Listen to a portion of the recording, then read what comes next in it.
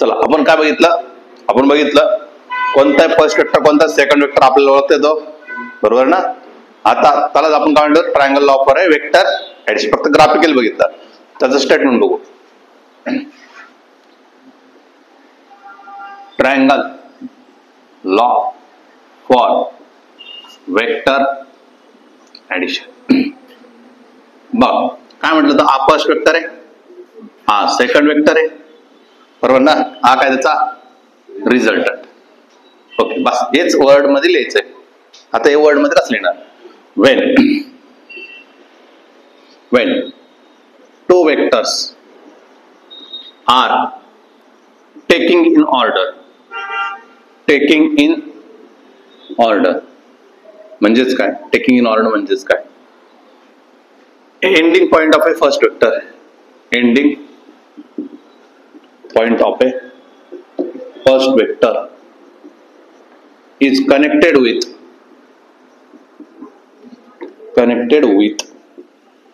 starting point of a second vector. Starting point of a second vector, बरोबर की नाही. पहिल्या वेक्टरचं एंडिंग आहे, तिथूनच मी सेकंड वेक्टरला स्टार्ट केलं. याला कळालं काय, that acts as a two sides of a triangle, बरोबर. ते काय ऍक्ट होईल तुमचे, two sides of a triangle. ट्रायंगलचे दोन साइड्स ऍक्ट होतात दिसतंय आपल्याला. देन थर्ड साइड, देन तिसरी जी साइड आहे थर्ड साइड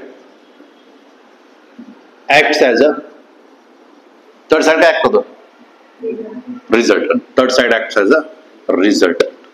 कळालं. फक्त ते काय देतं रे, मॅग्निट्यूड देतं ना, एवढं लांब आहे हे काय देतं त्याला, मॅग्निट्यूड देतं. अजून काय सांगायची गरज आहे, डायरेक्शन साठी काय म्हणत तुम्ही, डायरेक्शन विल बी कुठून चालवतो, direction will be starting from कुठून स्टार्ट झाला तो, first vector and end with second vector. काय डाऊट आहे, फर्स्ट ट्रायंगल लॉ कळाला. स्टेटमेंट काय, आर इज काय, ए प्लस बी. काय डाऊट आहे, समजलंय. सिंपल कन्सेप्ट आहे. काय कुठून कसं स्टेटमेंट लिहिलं आपण, ठीक आहे. चला आता याचे बघणार आपण प्रॉपर्टीज. काय बघणार आपण, प्रॉपर्टीज.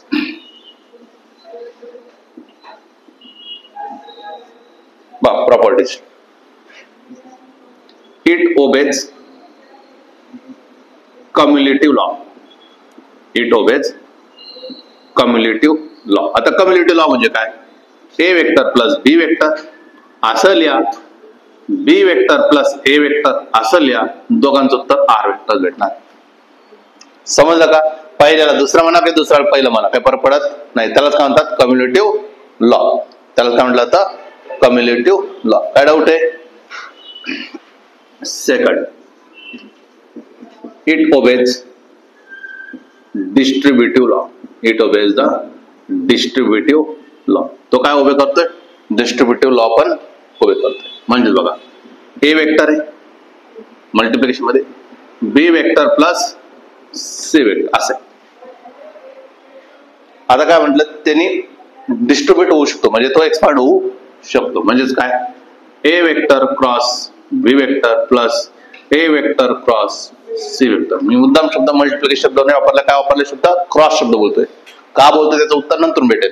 आता सध्या फक्त मी शब्द बोलतोय काय, क्रॉस ए क्रॉस बी आणि ए क्रॉस सी. मल्टिप्लाइड बोलता येत नाही का मला, म्हणता येतं पण आपण बोलत नाही. त्याच्याऐवजी काय शब्द वापरला आपण, क्रॉस. काय डाऊट आहे, समजलंय. हे झालं तुमच्या प्रॉपर्टीज पहिल्या ट्रायंगलचे. अजून लॉ ऑफ पॉलिगॉन, दुसरा कन्सेप्ट येतो लॉ ऑफ पॉलिगॉन, जो फक्त कन्सेप्ट करायचा आपल्याला. लॉ ऑफ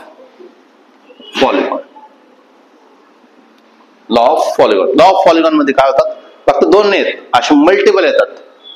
आणि जो रिमेनिंग साइड तो काय होईल, resultant. when more than two vectors are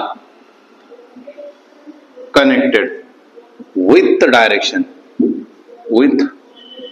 direction. Taking in order. आता कळालं ना टेकिंग इन ऑर्डर काय? Taking in order. Then remaining side,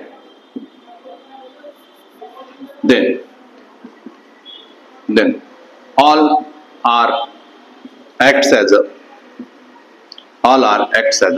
sides of a polygon,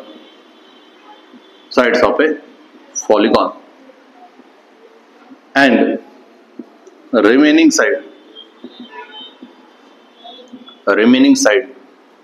acts as a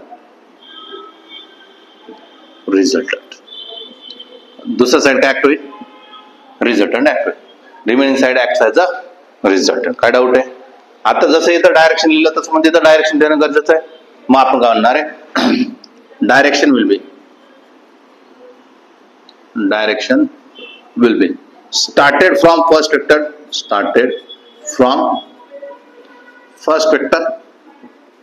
ended with last vector. आहे ना इथं. किती side? Polygon म्हणजे काय? मोर दॅन 2 साइड येणार आहे. मोर दॅन 2, 3 एका 4 आहे. आपल्याला काय माहित? 5 आले असते. 5 याला काय म्हणणार तुम्ही? लास्ट कोणता आहे? तुमचा 5वा आहे. जर मी 4 आले तर तुम्ही काढणार 4 आहे. जसं की आता बघा, हा ए वेक्टर आहे, हा बी वेक्टर आहे, हा सी वेक्टर आहे. तर डी वेक्टरची काय?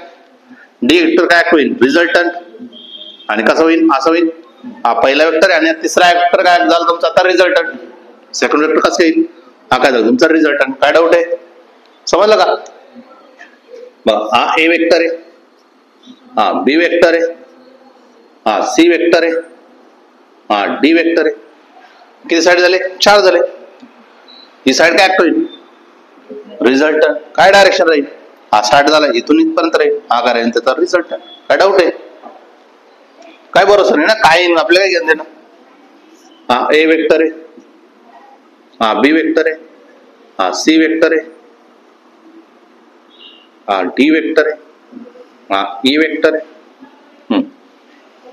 चल, हा काय होईल? रिझल्टंट. काय? अशी डायरेक्शन असेल. काय डाऊट आहे? समजलं लॉ ऑफ पॉलिगॉन पण? काय डाऊट आहे? आता कोणत्याही 2 वेक्टर मधलं तर अँगल आपल्याला फाइंड आउट करता येतो. 2 वेक्टर मध्ये अँगल फाइंड आउट करता येतो. बरोबर की नाही? पहिल्यांदा कन्फर्म करू. Angle between any vector. Angle between any.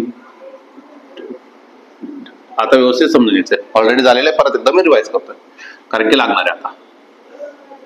हा पहिला वेक्टर आहे, हा सेकंड वेक्टर, हा ए वेक्टर आहे, हा बी वेक्टर आहे. यांच्यामध्ये मी 30 म्हटलं तरी तुम्ही काय लिहिणार? 30च लिहिणार आहे. काय डाऊट आहे? हा जर वेक्टर असा आला, ए वेक्टर आहे पण बी वेक्टर असा आलेला आहे आणि इथं म्हटलं त्यांनी 30, तरी पण याचं उत्तर काय येणार? 30च. बरोबर नाही? कसं कनेक्ट करायला? हे इथलं मोजलं का त्यांनी? नाही. याला काय केलं? पॅरलल शिफ्ट करून इथं आणलं, तुम्हाला हीच पोझिशन भेटली. किंवा यालाच आपण असं म्हणू शकतो, यांच्यामध्ये अँगल किती आहे? 150. किती आहे? पर तोच उत्तर येणार, 30च उत्तर येणार. शिकवलं नाही? हा ए वेक्टर आहे आणि हा तुमचा बी वेक्टर आहे. रिप्रेझेंटेशन काय असू शकतो? असं डायरेक्ट देतील किंवा असं देतील किंवा असं देतील. तुम्हाला कळलं पाहिजे ते कोणता वेक्टर आहे आणि कसं आहे. कळालं का? चला, आता व्यवस्थित समजून घ्यायचंय कारण की आता आपल्याला काढायचं अँगल बिटवीन 2 वेक्टर्स मध्ये. बघा,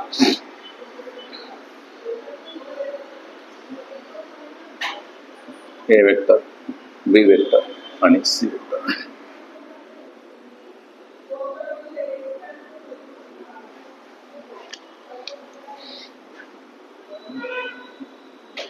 याच्यामधलं दिलं तुम्हाला 60 डिग्री दिलाय. इथलं दिलं तुम्हाला 120 डिग्री. आता मला काढून द्यायचं angle between A and C. A and C तर दिलेलं आहे. Angle between A and C. Angle between A and C किती आहे? ए अँड सी मध्ये किती आहे? ए अँड सी मध्ये किती आहे? 60 डिग्री. चला, घेतो मी 60 डिग्री. काय डाऊट आहे? सिमिलरली मी काय म्हणतो, ए अँड बी मध्ये काढा. ए अँड बी मध्ये किती आहे? ए अँड बी मध्ये पण किती बनेल? 60 बनेल. का बरं? हा नाही तसं नाही, मला काय करावं लागेल, डायरेक्ट मोजता तर येणार नाही, मला डायरेक्ट मोजता येईल का, नाही. आपल्याला काय करावं लागेल, ए आणि बी पाहिजे ना, ए बरोबर की नाही. या बी ला मला कसं करावं लागेल, खाली आणावं लागेल. अरे बी ला काय करावं लागेल, खाली आणावं लागेल ना. असं कनेक्शन बना पाहिजे, असं कनेक्शन असेल तर अँगल बनेल ना. किती अँगल बनेल, 120 डिग्री. काय डाऊट आहे, 120 डिग्री बनेल. ए आणि बी मध्ये किती अँगल बनेल, 120 डिग्रीचं बनेल. कळालं का. चला मग हा जर म्हटलं, हा तर 100% 60 असला पाहिजे, तर बी अँड सी मध्ये कितीचा, बी अँड सी चा 100% किती, 60 डिग्री. काय डाऊट आहे, लॉजिक कळालं. मी 120 का बोललो, 60 का बोललो नाही. 60 लिहू शकतो पण लिहिता येणार नाही. का बर, कारण की अँगल मेजर करते मला काय पाहिजे, एक टू हेड पाहिजे किंवा टेल टू टेल असेल तरच आपल्याला डायरेक्ट मेजर करता येतं. काय डाऊट आहे, कोणता अँगल कसा बनलेला कळालं.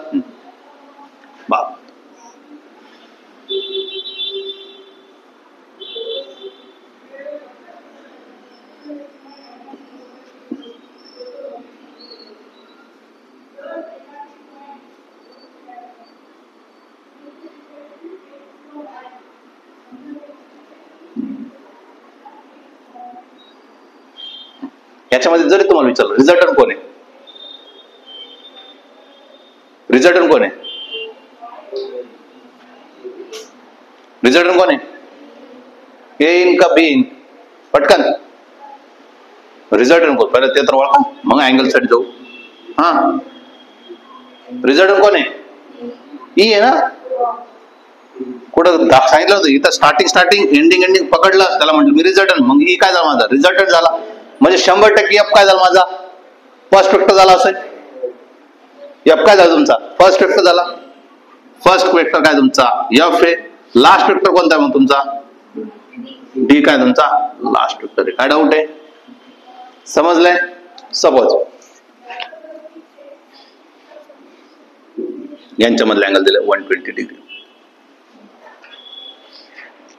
मग तुम्हाला विचारलं एफ अँड ई मध्ये अँगल सांगा रे, एफ अँड ई मध्ये अँगल सांगा, तर तुम्ही काय म्हणशाल 120 डिग्री, बरोबर की नाही. 120 डिग्री. काय डाऊट आहे, 120 डिग्रीच म्हणणार. मी विचारलं ए आणि एफ मध्ये सांगा, मी एफ पासून सगळं मिळते ना. ए आणि एफ मध्ये काय म्हणणार, किती, काय करावं लागेल, काय करावं लागेल, काय करावं, मला शिफ्ट करावं लागेल ना. याला शिफ्ट केलं, हा किती 120 आहे, आपण किती होईल 120, तर पुढचं किती होईल 60, म्हणजे किती बनणार आहे 60 डिग्री. काय डाऊट आहे, 60 डिग्री. त्याच्यानंतर बी अँड एफ मध्ये, बी अँड एफ मध्ये, हा मी एफलाच घेऊन चाललो, सगळे एफच्या रिस्पेक्ट विचार करतो. हा बी अँड एफ मध्ये, बी अँड एफ मध्ये म्हटल्यानंतर तुम्ही याला उचलणार, घेऊन चालणार, इथं ठेवणार, किती आला 120 आला ना. एंड टू एंडच कनेक्ट करायचा, किती आलं 120 डिग्री. नंतर काय C and F, C and F मध्ये कितीच आहे, 0च आहे, बरोबर. सी अँड एफ मध्ये कितीच आहे, 0च आहे. अरे अँटी पॅरलल दिसतंय ना रे, गंजडी का तुम्ही. दुसरं काय डी अँड एफ, याला उचललं इथं ठेवलं, मग किती बनलं पाहिजे 120 डिग्री बनलं पाहिजे. आता दुसरं काय ई अँड एफ, हा ई अँड एफ झालंय ना, ई अँड एफ झालेलं आहे. मग असं कोणत्याही कशाचे काढता येईल ना, मला कळलं पाहिजे फक्त की कुठून मेजर करू. मॅटर हाय 120 एका 60 एका 180 तर कळलं पाहिजे आपल्याला. हा चला, याला मी काय केलं 60 डिग्री कसा आला माझा, या वेक्टरला मी काय केलं पुढे शिफ्ट केलं आणि ए वेक्टरला मी असं शिफ्ट केलं, तर यांच्यामधला अँगल किती आला 60 डिग्री. 120 का बरं आला माझं, बी अँड एफ मध्ये, बी आणि एफ मध्ये, बी तर असा चालला होता, बी असा होता आणि एफ ला मी असं ठेवला, बरोबर की नाही. हा माझा एफ आहे, तर इथला अँगल किती झाला 120 डिग्री झाला. हा 180 का बरं झाला, सी असा होता तर माझा एफ या पद्धतीने होता. 120 का बरं झाला, माझा डी जो होता असा होता, हा डी आहे माझा आणि एफ या पद्धतीने मी कनेक्ट केला, हा एफ आहे, तर इथला अँगल किती झाला 120. कळालं, कशातलाही अँगल कुठूनही कसंही काढता आलं पाहिजे ना आपल्याला. आणि एक लक्षात ठेवा, जर एक्झॉगॉन येत असेल तर एक्झॉगॉनचे दोन साइड मधले अँगल किती असतो? ऑलवेज 120 डिग्री असतो, बरोबर की नाही? जर मी त्याला मिडलला कट मारला असता तर किती झाला असतं? 60. किती झाला असतं? 60.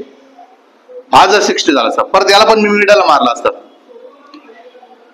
किती झाला असता? 60 ना. मग इथं पण किती झाला? 60. म्हणजे किती झाला? 60. म्हणजे काय भेटतं आपल्याला? आयसोसेलेस ट्रायंगल भेटतो, इक्विलॅटरल ट्रायंगल भेटतो. कोणतं भेटतो मला? इक्विलॅटरल ट्रायंगल भेटतो. म्हणजे सगळ्यांची साईड काय भेटेल मला? सेम भेटेल. या ट्रायंगलच्या सगळ्यांची साईड काय भेटेल? सेम भेटेल. इथं पण इक्विलॅटरल ट्रायंगल आहे, पण प्रत्येकाचा अँगल 60 बोलू नाही शकलो आपण. 60 बोलावं लागेल, पण बोलता येणार नाही. एक अँगल 100% 120 बनेल. जर मी ट्रायंगल लॉ जर विचार करत असेल तर एक अँगल माझा 100% काय असेल? 120 असेल. जर मी ट्रायंगल लॉ जर विचार करत असेल तर माझा 100% 60 असेल. कळालं?